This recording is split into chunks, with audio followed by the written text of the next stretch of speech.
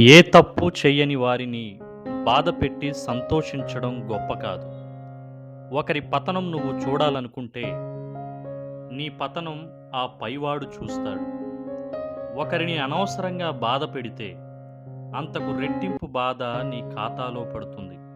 అది నువ్వు అనుభవించక తప్పదు. కాలం ఎప్పుడూ ఒకేలాగుండదు. తల పొగరుతో తిరిగిన వాడిని తల దించుకునేలా చేస్తుంది. తల దించుకుని బ్రతికిన వాడిని ధైర్యంగా బతికేలా చేస్తుంది. నవ్విన వాడిని ఏడిపిస్తుంది. ఏడ్చిన వాడిని నవ్వేలా చేస్తుంది. కాలం చేతిలో అందరం కీలుబొమ్మలమే. కాబట్టి ఎంత తగ్గితే అంత ఎదుగుతాము. ఎంత భరిస్తే అంత బాగుపడతాము. ఎంత ఓర్చుకుంటే అంత ఒదిగిపోతాము.